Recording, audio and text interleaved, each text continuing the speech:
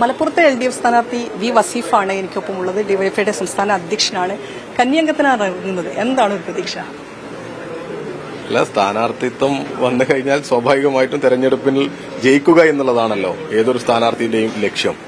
ആ ജയിക്കാൻ ആവശ്യമായ എല്ലാ പ്രവർത്തനത്തിനും നേതൃത്വം കൊടുക്കും. പിന്നെ ഡിവൈഎഫ്ഐ എന്ന് പറയുന്ന സംഘടനയുടെ സംസ്ഥാന അധ്യക്ഷനായിട്ടാണ് ഈ തെരഞ്ഞെടുപ്പിൽ പരിഗണിക്കപ്പെടുന്നത്, അല്ലെങ്കിൽ ആ രീതിയിൽ പ്രവർത്തിക്കുന്ന ഒരാളാണ് ഞാൻ. അപ്പോൾ സ്വാഭാവികമായിട്ടും യുവജനങ്ങൾക്കിടയിൽ ഇടപെടുന്ന ഒരാൾ എന്നുള്ള നിലക്ക് തെരഞ്ഞെടുപ്പിൽ യുവജനങ്ങൾ വലിയ പ്രതീക്ഷയോടുകൂടിയാണ് ഇടതുപക്ഷത്തെ കാണുന്നത്. ഈ സംഘപരിവാർ വിരുദ്ധ രാഷ്ട്രീയം നമ്മുടെ കേരളത്തിനകത്ത് നിലനിൽക്കണം, അല്ലെങ്കിൽ കേരളം ഒരു പ്രതീക്ഷയാണ് എന്നുള്ളതൊക്കെ യുവജനങ്ങൾക്കറിയാം. ആ പ്രതീക്ഷയുടെ നേതൃത്വം ഇടതുപക്ഷമാണ്. ആ ഇടതുപക്ഷത്തിന് കരുത്ത് നൽകുക എന്ന് തന്നെയാണ് എന്റെയും ഉത്തരവാദിത്തം. ഈ മലപ്പുറത്തെ സംബന്ധിച്ചിടത്തോളം നോക്കുകയാണെങ്കിൽ മുസ്ലിം ലീഗിന് വലിയ മജോറിറ്റി ഉള്ള ഒരു സ്ഥലമാണ്. മുസ്ലിം ലീഗ് എപ്പോഴും ജയിച്ചു വരുന്ന ഒരു സ്ഥലമാണ്.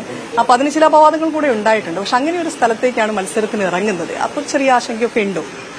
മലപ്പുറത്ത് എത്ര അനുഭവമുണ്ട് നമ്മുടെ മുമ്പിൽ. സാക്ഷാൽ കുഞ്ഞാലിക്കുട്ടി സാഹിബ് കുറ്റിപ്പുറത്ത് KT ജലീലിനോട് പരാജയപ്പെട്ടതാണ്. തിരൂരിൽ ഇപ്പോ ഇവിടെ നമ്മുടെ തിരൂരിൽ നേരത്തെ ET മുഹമ്മദ് ബഷീർ പരാജയപ്പെട്ടത്, V അബ്ദുറഹിമാന്റെ വിജയം ഒക്കെ കണ്ണഞ്ചിപ്പിക്കുന്ന വിജയങ്ങളാണ്. അതൊക്കെ ഈ മലപ്പുറത്തെ ഈ പറയുന്ന മാധ്യമങ്ങളും അതുപോലെ തന്നെ ലീഗും അവകാശപ്പെടുന്ന അവരുടെ കോട്ടയെന്ന് പറയുന്ന സ്ഥലങ്ങളിലുള്ള ഇടതുപക്ഷത്തിന്റെ വിജയമാണ്. അപ്പം മലപ്പുറമൊന്നും പഴയ മലപ്പുറം അല്ല, മലപ്പുറം മാറും. കോട്ട ഇളക്കുന്നതാണ്. തീർച്ചയായിട്ടും മലപ്പുറത്തെ യുവജനങ്ങൾക്കിടയിലൊക്കെ ഇടതു രാഷ്ട്രീയത്തിന്, പ്രത്യേകിച്ച് പാർലമെന്റിനകത്തും പുറത്തുമൊക്കെയുള്ള ഇടതുപക്ഷത്തിന്റെ ഇടപെടലുകൾക്ക് വലിയ സ്വീകാര്യത ഉണ്ട് എന്ന് തന്നെയാണ്. ആ സ്വീകാര്യത വോട്ടായി മാറും.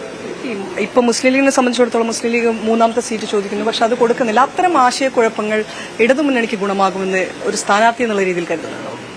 അല്ല, അതൊക്കെ അവരുടെ ആഭ്യന്തര കാര്യങ്ങളാണ്.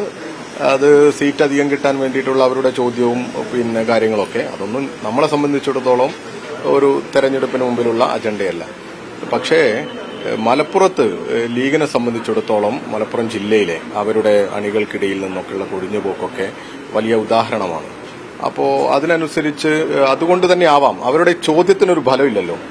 സാധാരണഗതിയിൽ ലീഗിന് ഈ പറയുന്ന ശേഷിയും ശക്തിയും ഒക്കെ ഉണ്ടെങ്കിൽ ലീഗ് എന്താ പറയാ, ഞങ്ങൾ ഒറ്റക്ക് നിൽക്കുന്നു പറയണ്ടേ? അതിനുള്ള ആർജവം ലീഗ് കാണിക്കണ്ടേ? കാണിക്കുന്നില്ലല്ലോ. കാണിക്കാത്തത് എന്തുകൊണ്ടാ? ലീഗിന് ഒറ്റക്ക് നിന്നാലൊന്നും ജയിക്കാൻ പറ്റുന്ന രീതിയൊന്നും ഇപ്പോ എവിടെയും ഇല്ല കേരളത്തിൽ. അത് മലപ്പുറത്തും ഇല്ല. വലിയ ആത്മവിശ്വാസത്തിലാണ്. ഒരു യുവജനങ്ങൾ മൊത്തം പ്രചാരണത്തിനുണ്ടാവും അപ്പൊ മലപ്പുറത്ത്. തീർച്ചയായിട്ടും ഇടതുപക്ഷ രാഷ്ട്രീയത്തിന്റെ വിജയത്തിന്